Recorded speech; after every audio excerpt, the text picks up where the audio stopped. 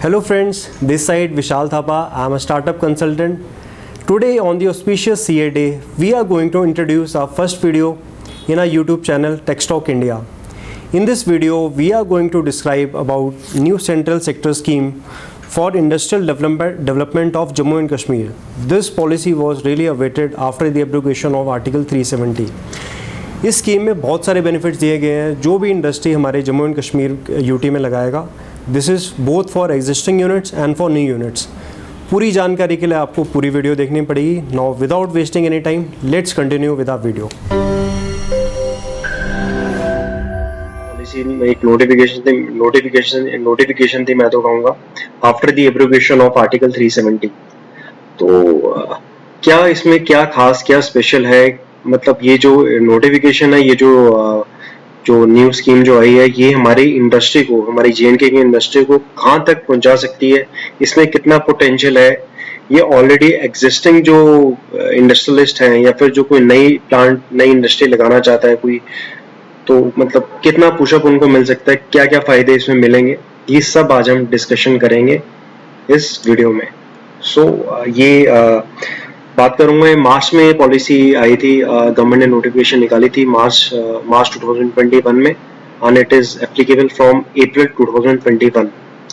And इस पर detail हम डिस्कशन करेंगे क्या क्या बेनिफिट दिए गए हैं एग्जिस्टिंग के लिए या न्यू के लिए, और कैसे आप इसको एनरोल कर सकते हैं इसके बेनिफिट्स को अवेल करने के लिए. The main point is this, हम तो नोटिफिकेशन तो पढ़ लेंगे लेकिन अवेल कैसे करेंगे इसको ये भी हम बताएंगे, किस तरह से किस साइट पे जाके आपको एनरोल अपने आप को करवाना है. उसके बाद आप जाके अपने कंसल्टेंट अपने सीए के पास जाके कि how to enrol and kindly enrol me, अगर आप एलिजिबल हो तो. मुझे लगता है इस टॉपिक पे अभी तक कुछ खास डिस्कशन हुई भी नहीं थी कहीं. So what we feel, we have made a good draft PPT on this, और मुझे लगता है इस पीपीटी में वी हैव कवर्ड एवरीथिंग जो भी रेलिवेंट है. स्टिल अगर कुछ कहीं भी किसी के डाउट्स रह जाते हैं, कुछ मिसिंग, कुछ भी पॉइंट मिस हो जाता है, please pardon me, and you can always you can ask your doubts to mobile number or writing an email on a mail ID. We will definitely get back to you and clarify your doubts as soon जितना भी हो पाएगा. And I'm sure ये video सिर्फ JNK के लोग ही नहीं, this video will be circulated in pan India and all pan India जो भी JNK में इंडस्ट्री लगाने के लिए is willing. और सीरियसली I truly believe कि ये जो इंडस्ट्रियल पॉलिसी जो इसमें बेनिफिट्स दिए गए हैं, it's very appealing. It's a very, मतलब मैं कहूँगा एक कोई भी इंडस्ट्रियल अगर कोई मतलब जो एंटरप्रेन्योर है जिसने फैक्ट्री लगानी है, मतलब उसके लिए बहुत ही बेनिफिशियल है पॉलिसी. मैं कहूँगा definitely he should come in JNK and start his production here. Government has given immense benefits. Let's start without wasting any time. So सबसे पहले मैं आपको बता देता हूँ जो हमारी JNK में ऐसा जो करंट स्ट्रक्चर है, इसमें जो हमारा इकोनॉमिक स्ट्रक्चर है, इसमें कौन कौन सा सेक्टर कितना कंट्रीब्यूट करता है. This data we have taken around latest, I think 2 years back. This data 1-2 साल पुराना डाटा है ये. Still you will surprise to know that industrial sector contribute only 27.8%. and if we talk about the major sector that is contributing to our economy is service sector, that is around 49%, and agriculture sector is contributing around 16%, and tourism is 6.98%, very less. और although ये जो benefit दिए गए हैं इसमें service sector और manufacturers दोनों के लिए दिए गए हैं, तो आपके लिए कौन सा एलिजिबल है, आप किस में फॉल करते हो, ये आप पूरी वीडियो देखने के बाद आप डिसाइड कीजिए, और आप किस चीज आपको कहाँ पे किस कौन से क्लॉज में आपको बेनिफिट मिलेगा, आप वीडियो के बाद विल गेट टू नो. आगे बात करते हैं commencement and duration of the scheme. कब शुरू होगी ये पॉलिसी, कब से इफेक्टिव है. This is effective with effect from 1 April 2021 and it will be remain in force up to 31 March 2037. So काफी लंबा पीरियड दिया गया है हमको. सो during this period we have to enroll and we can take benefits in between this period only. 2037 के बाद इस जो स्कीम में बेनिफिट्स दिए गए हैं that will be ceased, तो उसके बाद आप बेनिफिट नहीं ले पाओगे. उसके बाद बात करूंगा application period of registration. Application कब से शुरू हो गए, ये भी 1/4/21 से, और ये इसके लिए टाइम पीरियड है एप्लीकेशन सबमिट करने का. You have time only till 30th सितंबर 2024. 2024 के बाद आप कोई भी एप्लीकेशन इस स्कीम में अपने आप को इस स्कीम में एनरोल नहीं करवा पाओगे. Kindly enrol as soon possible. उसके भी कुछ फायदे हैं जल्दी एनरोल कराने के. I will explain that later on. उसके बाद जब हम इसको सबमिट कर देंगे एप्लीकेशन, जो डिपार्टमेंट है, जो नोडल एजेंसी है जिसको अप्रूव करना है, they have to dispose of all the application till 31st March 2025. अभी तक कुछ एक्सटेंशन की डेट नहीं आई है, तो they have to dispose of the application by 31st March 2025. ठीक है. और ये एप्लीकेशन जैसे मैंने आपको बताया था कैसे एनरोल कर सकते हैं. The government has launched a new their website www.investjk.in. आप इस साइट पे जाके अपने आप को एनरोल करवा सकते हैं. और this is the relevant link for enrol in the scheme. Next slide पे आते हैं.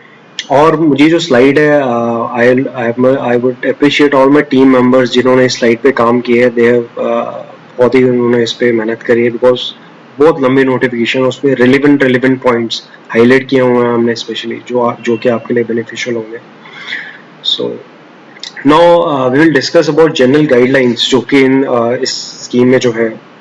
Commencement period of production within 3 years from the date of grant of registration. जब हमको अप्रूवल मिल जाएगी रजिस्ट्रेशन की हमारी इस स्कीम में, इस पॉलिसी में, उसके within 3 years we have to commence our commercial production. This is the condition. उसके बाद एनी एलिजिबल इन्वेस्टमेंट क्या है वो हम आगे बात करेंगे. मेड ऑन और after 2019 will be taken into consideration beside the eligible value of investment.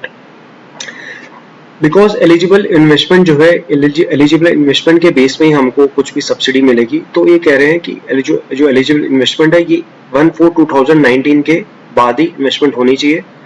However, the date of commencement for commercial production operation has to be done after 1/4/2021. That means आपकी investment 2 साल पुरानी हो सकती है. आपने कुछ investment की थी 1/4/2020 में या 1/4/2019 के बाद. ऑल्दो आप जो कमर्शियल प्रोडक्शन लेकिन अप्रैल 2021 के बाद ही शुरू होनी चाहिए. आपकी इन्वेस्टमेंट 2 साल पुरानी हो सकती है. So this is plus point for you. हाँ, लेकिन जो कमर्शियल प्रोडक्शन है ये 1/4/2021 से पहले नहीं होनी चाहिए, ये बाद में होनी चाहिए. This is for new industrialist, जो न्यू यूनिट्स हैं उनके लिए कंडीशन. उसके बाद बात करेंगे units availing benefit under scheme of government will not B. कुछ किसी और स्कीम में, अगर आप किसी और गवर्नमेंट की स्कीम में आप बेनिफिट ले रहे हो तो आप सिमिलर इंसेंटिव जो है इस स्कीम में नहीं ले सकते. किसी और स्कीम में अगर आप कुछ बेनिफिट ले रहे हो तो आप सेम बेनिफिट जो है इस स्कीम में नहीं ले सकते. उसके बाद बात करेंगे सर्विस सेक्टर कौन कौन से एलिजिबल है, इसमें वो हम आगे बात करेंगे. उसमें मिनिमम इन्वेस्टमेंट कितनी है, दैट इज 1 CR. उसके बारे में आगे हम डिस्कशन करेंगे. और कुछ एसेट्स हैं that will not be count in our investment amount. That is the cost of land, consumables जो कि हमारा प्रोडक्शन के टाइम पे यूज हो जाता है. That will not B part of the cost of investment. This is the we have to take care while calculating the value of investment. Next हम आए अगर commencement of commercial production means starting of manufacturing of finished goods on commercial basis, right? उसके बाद मतलब on commercial basis mean that should not be R&D purpose only. जो हम production कर रहे हैं that should be saleable, हम उसको आगे sale करेंगे. From that day they will count our commencement date. उसके बाद बात करें एग्जिस्टिंग यूनिट क्या है. Means a unit which has commenced commercial production prior to 1/4/2021 and is registered under GST. यानी कि ऐसा नहीं हो सकता कि आपने 1/4/2021 से पहले आपने यूनिट शुरू कर दी थी लेकिन GST रजिस्ट्रेशन नहीं लिए थे, GST रजिस्ट्रेशन आप आज ले रहे हो. that is not under the definition of existing unit. existing unit की कंडीशन के लिए आपके पास 2 इसमें पॉइंट्स हैं. एक तो आपका जो प्रोडक्शन है 1/4/21 से पहले शुरू हो जानी चाहिए और जो आप GST में जो आपको एनरोल कराना था वो भी बिफोर 1/4/2021 होना चाहिए. This is the definition of existing unit. अब बात करेंगे न्यू यूनिट का क्या डेफिनेशन है स्कीम में. New unit means a unit registered under the scheme on और आफ्टर 2021. हमने पहले भी डिस्कस किया था, बट नॉट लेटर देन 2025. मतलब इस स्कीम में रजिस्टर्ड होना है हमको 31/3/2025 से पहले। Such unit has to be commenced production or operation within 3 years from the date of registration. जब हमको रजिस्ट्रेशन मिल जाएगी within 3 years we have to start our production. A new unit will be required to fulfill the following conditions. कुछ conditions है इसमें. It is not formed by splitting up or reconstruction of already business in existence. मेरा already business था, कुछ उसमें कुछ problems थी, कुछ फाइनेंशियल इश्यूज थे, कुछ क्रंच था मैंने वही मशीनरी पुरानी सेम लगा दी. That will not be part of the new unit. It is not formed by transfer to the new plant machinery previously used. कोई हमारी plant machinery में पहले यूज करता था, मैं उसको नई यूनिट में शिफ्ट कर दूं, that is also not allowed. कुछ रीएलोकेशन नहीं होनी चाहिए. कुछ इसमें रिलैक्सेशन दी है. कोई हेरिटेज प्रॉपर्टी है हमारी नॉट इन यूज बिफोर 1/4/21, अगर हम उसको रिस्टोर करके उसको हम कमर्शियल प्रोडक्शन में ले आते हैं तो that will be part of the value of investment, that is allowed. अब ये डेफिनेशंस है, आप पढ़ लीजिएगा. We have given the PPT. किसी को पीपीटी भी चाहिए होगी तो वी विल मेल, आप अपनी मेल आईडी ड्रॉप कर देना कमेंट बॉक्स में. We will share this PPT also. ये डेफिनेशन आप पढ़ लीजिएगा. प्लांट मशीनरी के in case of manufacturing units all covered industrial plant and machinery जो है and building and other durable fixed assets. In case of service sector shall cover new building and other durable physical assets for a service sector where purchases have been made. मतलब जो service sector के लिए हमको जो value of जो building value of investment देखनी है, that will cover new building and other durable physical assets, जो कि अपने ऑफिस के लिए जो भी कुछ टेबल फर्नीचर जो भी एसेट्स लगाने पड़ेंगे to render this service, that will be covered under the value of investment. अब बात करेंगे सब्सटेंशियल एक्सपेंशन का मीनिंग क्या है. सब्सटेंशियल एक्सपेंशन बिकॉज जो कुछ बेनिफिट दिए गए हैं वो एग्जिस्टिंग यूनिट को सब्सटेंशियल एक्सपेंशन के लिए भी दिए गए हैं. Means an additional investment of minimum 25% of total amount of investment already made. जितनी इन्वेस्टमेंट ऑलरेडी अभी उनके बुक्स में, उनकी फैक्ट्री में, उनकी यूनिट में ऑलरेडी एज ऑन डेट है, उसका 25% मिनिमम उनको और इन्वेस्ट करना है. Then it will be called as substantial expansion. Unit की डेफिनेशन दी है. फिर इसमें जोन्स हैं. हमारे जे.एंड.के में इन्होंने कुछ दो जोन्स में इन्होंने डिवाइड की हुई है, डिफरेंट सिटीज, डिफरेंट डिस्ट्रिक्ट्स. तो यू हैव टू चेक आप कौन से जोन में आपकी इंडस्ट्री लगा रहे हो आप, because you can claim benefit as per the zone.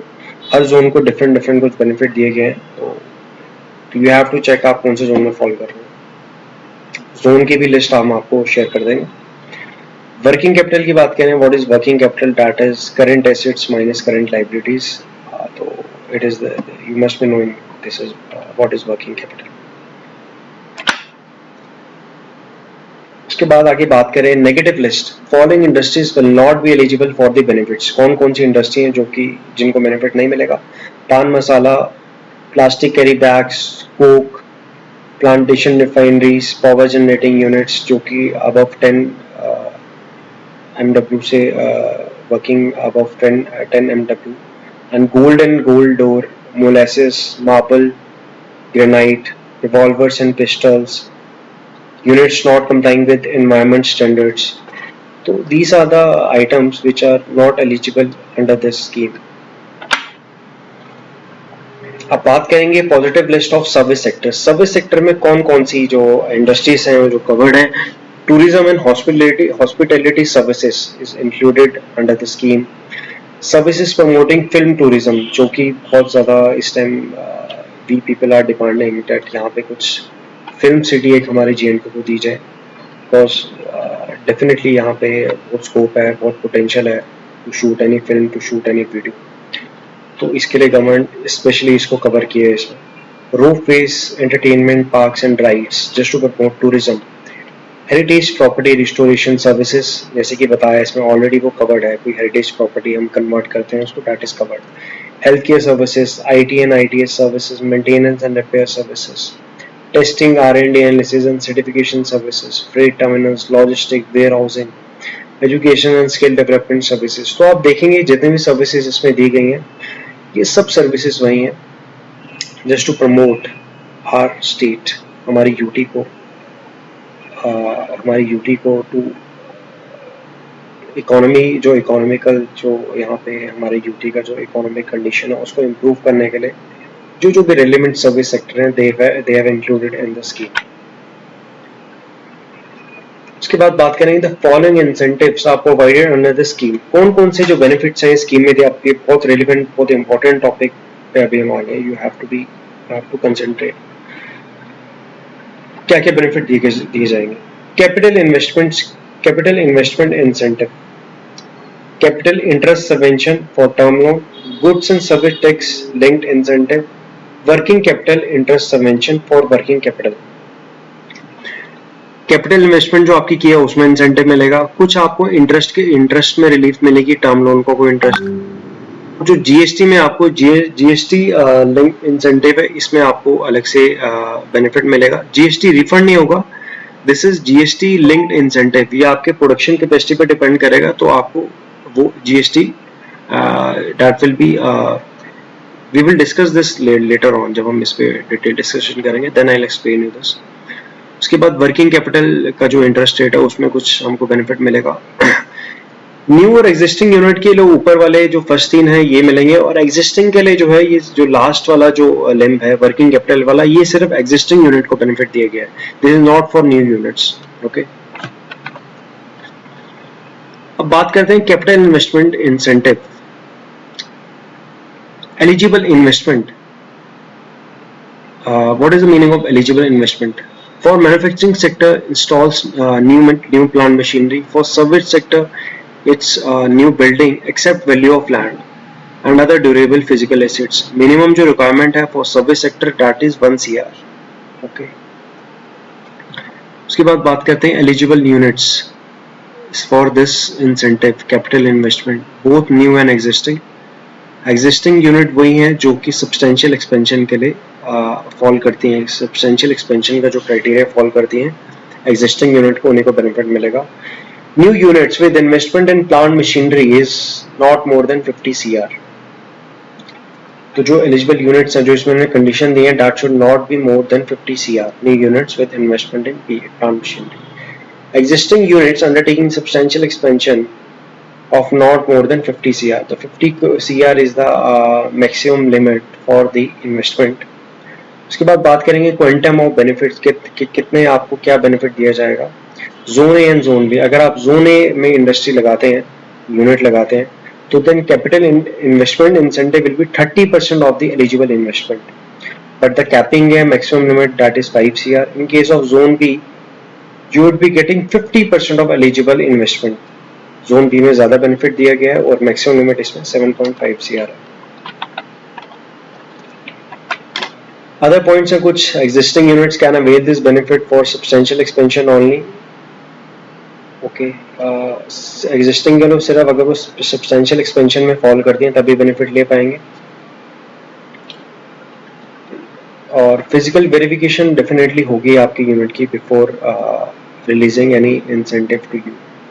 Definitely आपकी यूनिट में आके they will visit the nodal agency, जो भी रिक्रूट होंगे officer, they will come and visit to university whether actual में आपने न्यू प्लांट मशीनरी लगाई है कि नहीं लगाई है, ये सब चेकिंग होगी। उसके बाद ही आपकी इंसेंटिव या जो भी सब्सिडी होगी दैट विल बी रिलीज। उसके बाद नेक्स्ट हम बात करेंगे कैपिटल इंटरेस्ट सबवेंशन CIS। एक टर्म लोन पे आपको एक इंटरेस्ट का आपको इसमें इंसेंटिव दिया गया है। Loan availed for the purpose of eligible investment, वही लोन जो कि आप इस इन्वेस्टमेंट के लिए लोन लेते हैं। Interest on loan up to principal amount of 500 CR taken for eligible investment shall be eligible for CIS for the scheme. जो इंटरेस्ट ऑन लोन है वो up to the principal amount of 500 CR आपको मिलेगा for eligible investment. Eligible units, इसमें new and existing for substantial दोनों covered है। Unit have to made eligible investment as per जो हमारी स्कीम है उतना आपको इन्वेस्टमेंट करनी पड़ेगी इसमें। क्वांटम ऑफ बेनिफिट्स, ये जो इसमें principal amount 500 CR, this I have to check, I will cross verify this, I will explain you later. ये 500 CR, ये आई थिंक 50 CR होना चाहिए, this should not be 500 CR। उसके बाद क्वांटम ऑफ बेनिफिट्स की बात करेंगे। Capital interest subvention at the annual rate of 6%। 6% का आपको बेनिफिट दिया जाएगा for a maximum period of 7 consecutive years.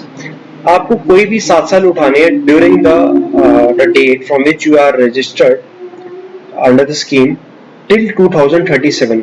सिर्फ 7 साल बेनिफिट दिया जाएगा and that should be consecutive, लगातार वो 7 साल होने चाहिए। आप वो कोई भी पीरियड उठा सकते हैं। और जो इसमें इंटरेस्ट रेट का बेनिफिट है वो 6% दिया गया है, लेकिन इसमें एक कंडीशन है। जो 6% का इन्होंने जो रेट दिया है, दे हैव एज्यूम कि अभी इस टाइम रेट 8% है। तो फॉर एग्जांपल इन लोन का इंटरेस्ट रेट अगर 7% हो जाता है तो आपको 5% का बेनिफिट मिलेगा। That means in any case you have to pay 2%, at least 2% you have to pay to bank. तो आपको जो नेट बेनिफिट है वो it depends interest rate, current interest rate कितना है। सो इन एनी केस आपको 2% पे करना पड़ेगा। मोर देन 2% जितना भी इंटरेस्ट रेट होगा आपको उतना इंसेंटिव मिल जाएगा। This is really very welcome move. बहुत अच्छा रिलीफ, मतलब 7% अगर 2% पे आपको इतना लोन मिल रहा है। 2% इज नथिंग आज के टाइम पे।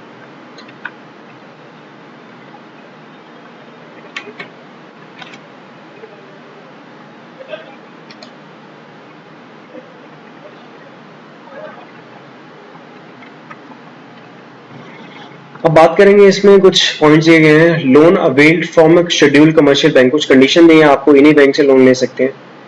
और इसमें कुछ पॉइंट्स दिए हैं like scheme eligible for amount disburse and not the principal amount. That means जितना अमाउंट आपको डिस्बर्स हुआ है, जितना आपने लोन एक्चुअल में बैंक ने आपको दे दिया, उसी में बेनिफिट मिलेगा, ना कि जितना आपको सेंक्शन हुआ है।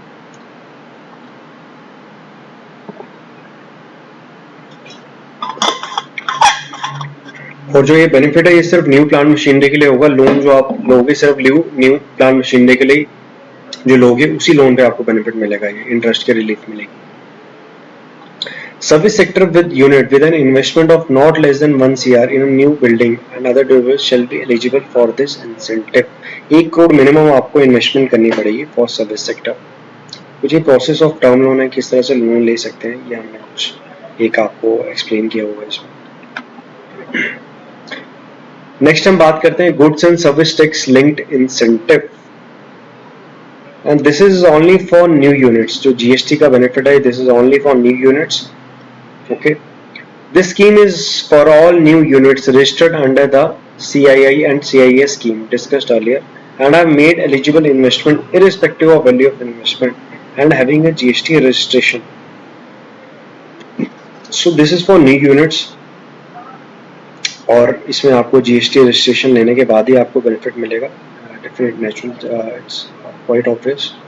A unit will be required to have a separate new GST for this scheme. आपको इस इंडस्ट्री, इस पर्टिकुलर यूनिट के लिए आपको सेपरेट GST रजिस्ट्रेशन लेनी पड़ेगी। ओके, क्वांटम ऑफ बेनिफिट, कितना बेनिफिट मिलेगा आपको? 100% of gross payment of GST। Please focus on this word, it's gross payment of GST, not net payment. Means आपने GST जो क्रेडिट अपने इनपुट से भी डिस्चार्ज, इनपुट से भी पे कर दिया है, उस पर भी आपको बेनिफिट मिलेगा। जनरली मोस्टली केस जो GST का बेनिफिट देती है यहाँ स्टेट, वो नेट GST जो आप कैश में पे करते हो वो बेनिफिट मिलता है। इस केस में आपको 100% of gross payment of GST। Capping है इसमें 300% of the eligible value of investment. जो आपकी एलिजिबल वैल्यू ऑफ इन्वेस्टमेंट है उसके 300% से ज्यादा आप बेनिफिट नहीं ले सकते हैं इसमें। The amount of incentive paid in financial year will not exceed 1/10 of the total amount of eligible incentive under this component. मतलब आपको जो बेनिफिट इसमें मैक्सिमम जो 1 साल में मिलेगा फर्स्ट ईयर में, that should not be exceeding 1/10 of the total eligible incentive. तो बाकी जो आपको एक्सेसिव होगा वो आपका नेक्स्ट ईयर के लिए क्रेडिट फॉरवर्ड हो जाएगा, वो आप बाद में ले सकते हैं। ये सिर्फ 1 साल के लिए कैपिंग लगाई है। 1/10 of the total amount of eligible incentive से आपको ज्यादा नहीं मिलेगा।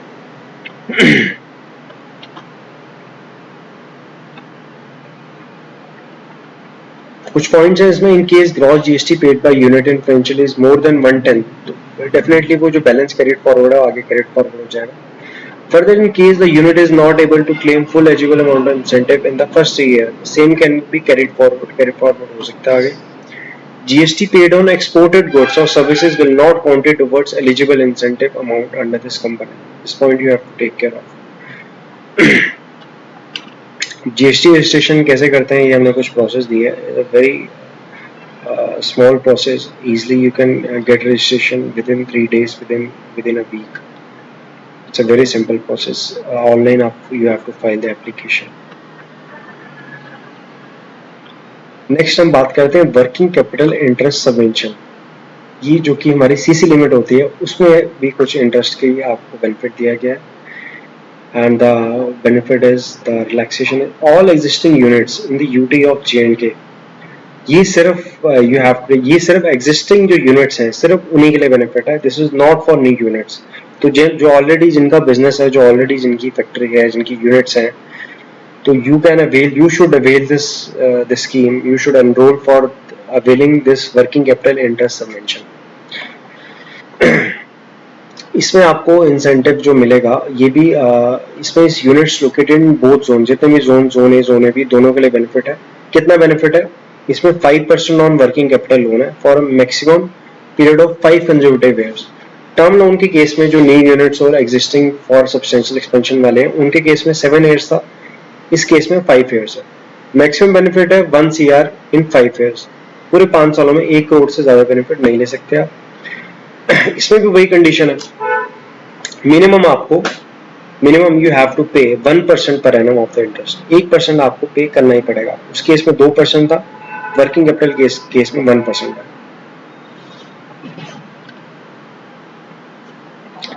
कुछ पॉइंट नीचे हमने we have mentioned, since benefits are available to existing units only, they will remain eligible even if they are taking working capital loans for substantial expansion. Right? Hope you understand this point. Next बात करेंगे कुछ miscellaneous points हैं. Who will be the nodal agency? तो इसमें government ने notify किया जो JKDFC the development financial corporation limited है, और एनी अदर एजेंसी जो भी गवर्नमेंट जिसको नोटिफाई करेगी। नोडल एजेंसी हमारे जो इस पॉलिसी को इम्प्लीमेंट करने के लिए और time to time just for the physical visit in the industry units, they will take care of all the things, how to implement this policy. इसमें कुछ points हैं. The scheme will be implemented under the supervision of Government of India. Definitely DPIIT के अंदर ये सब industries units fall करेंगी. Committees constitute 3 committees इसमें बनाई गई हैं, apex committee, steering committee, UT level committee. The registration process, this is very important point, the registration process under this scheme will be paused in case the projected financial liability of the authority will reach 115% of the approved funds. जो government का budget है scheme के लिए, that is 28,400 CR, huge budget, 28,400 CR। तो government जो है registration लेना जो है स्टॉप कर देगी जब उनको लगता है जो उनकी प्रोजेक्टेड फाइनेंशियल लायबिलिटी है that is exceeding 115% of 28,400 CR। So I will request everyone, आप जल्दी से जल्दी स्कीम में अपने आप को एनरोल कराएं, बिकॉज अगर जब गवर्नमेंट की प्रोजेक्टेड फाइनेंशियल जो लायबिलिटी है अगर वो 28,400 CR के 115% से ज्यादा उनको लगता है एक्सीड होने वाली है, तो they will not enroll you, registration stop हो जाएगी। तो avail these benefits kindly register as soon possible. Units to be incentivized for the investment in pollution control equipment में जो इन्वेस्टमेंट करेगा उसके लिए एक्स्ट्रा बेनिफिट्स दिए गए हैं, उसमें डिस्कशन करेंगे क्या क्या बेनिफिट दिए गए हैं। 60% of the cost of pollution control devices subject to new units to get 100% exemption of stamp duty on land transaction in government industrial estate. अगर आप जो है 60% of the cost of pollution control devices आपको इसमें relief मिलेगा। To get 100 आपको 100% जो stamp duty है लैंड ट्रांजेक्शन पे आपको उसमें मिलेगी। 50% subsidy on expenditure incurred in rain water harvesting, waste water recycling, इस केस में 50% मिलेगी। And 100% on purchase and installation of DG set of capacity from 10 kilowatt to 2000 kilowatt subject to maximum 45 lakhs per unit। 100% subsidy मिलेगी अगर आप DG set खरीदेंगे, लेकिन उसमें maximum limit है 45 लाख पर यूनिट। अगर आपका DG सेट 60 लाख है तो 15 लाख आपको खुद से पे करना पड़ेगा।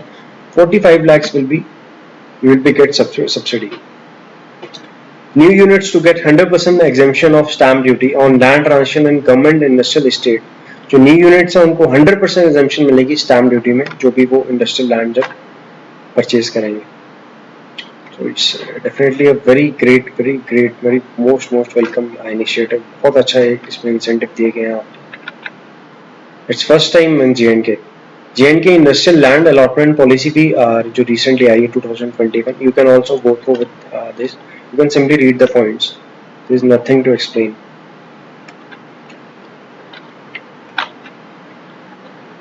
And इसमें zone A and zone B के regarding इसमें भी कुछ कैटेगरी इन्होंने फॉर द इंसेंटिव इसमें भी डिवाइड किया हुआ.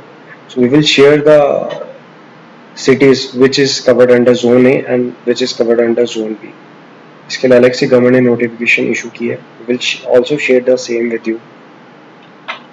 So this was all about our new central sector scheme for industrial development of Jammu and Kashmir. So I hope हमने जो भी इसमें मेजर पॉइंट्स थे, we have covered in this video. We have tried our best to cover all the relevant points. Still, in case you have any doubt, you may reach to us. Then the number mentioned in the screen. We'll be very happy to assist you. आप कहीं से भी हैं, from any state, from any place, अगर आप plan कर रहे हैं हमारी इस स्टेट में आके इंडस्ट्री लगाने का, it will definitely help you out. Okay, thank you so much for watching. Thank you.